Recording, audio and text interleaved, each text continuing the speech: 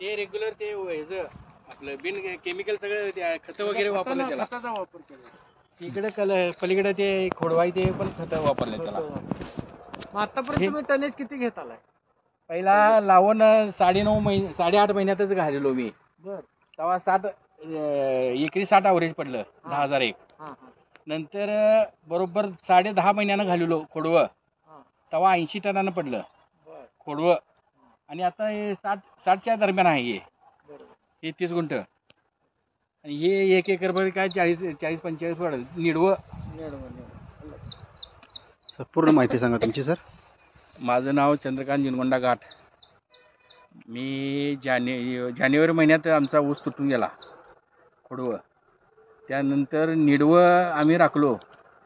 30 गुंठ्याला मी ते केंगनचं पाणी वापरलं. पहिल्यांदा 6 pH आणि 7 pH आळवणी केली तुटल्यानंतर. नंतर एक 15 दिवसानं परत आळवणी घेतली 6 आणि 7 pH. परत मी महिन्यानं घेतलो 6 आणि 7 pH. तोपर्यंत भरणीला आलं.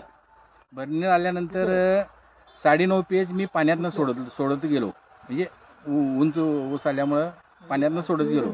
ते प्रत्येक महिन्याला 1 कॅन असं मी सोडलो. आणि आता जवळजवळ 20-25 कांड्या ऊस तयार आहे निडवं. आज जाऊन फोटो काढावे इथे.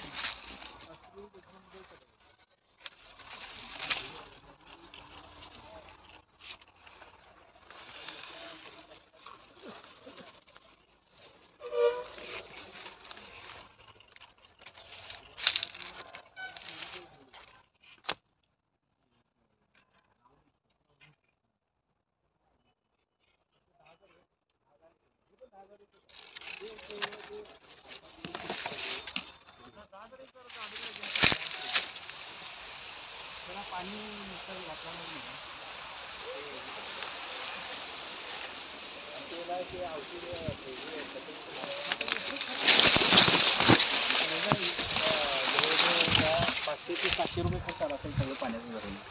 तसं नाही आता कसं आहे. आणि काय 1 मिनिट.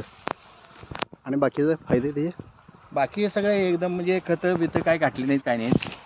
आणि दुसरी गोष्ट म्हणजे खताचं पैसे वाचलं आमचं. ओके. एक जवळजवळ 20,000 12-15 हजार रुपये तर वाचले एकरी. बाकी काय एवढं हे नाही आहे. बाकीचं आणि काय बेनिफिट ह्याला आपल्या म्हशीला वापरलो पाणी 9.5 pH.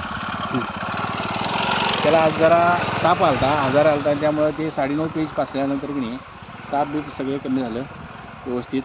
आणि दूध व्यवस्थित चालू झालं त्यांचं. ते ताप आल्यानंतर 2.5 pH 2.5 लिटरच पाणी आलं, दूध आलं.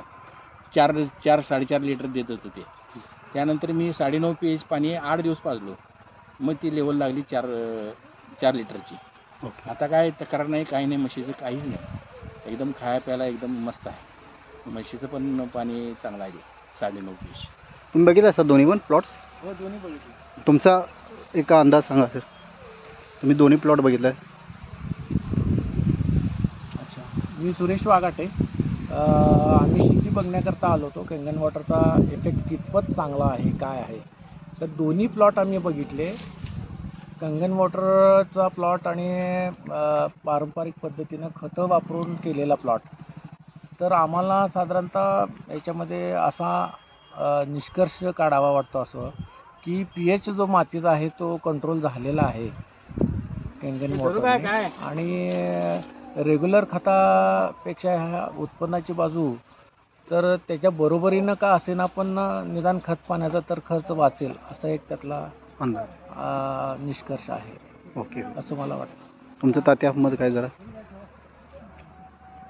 आत्ता हे आम्ही घाटके साहेबांच्या याच्या प्लॉटवरती ऊस बघितला.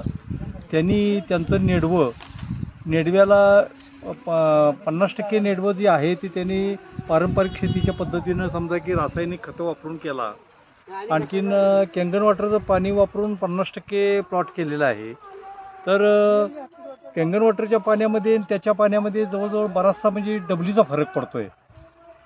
की एकतर खताचं खर्च वाचतोय, आणखीन कॅंगन वॉटरचं आपल्याला म्हणजे अगदी त्याच्या खताच्या 25% सुद्धा खर्च येत नाही, त्याचा खर्च येत नाही असा ओके. त्याचा एक निष्कर्ष निघतोय आणि पिकात बऱ्याच प्रमाणात फरक आहे.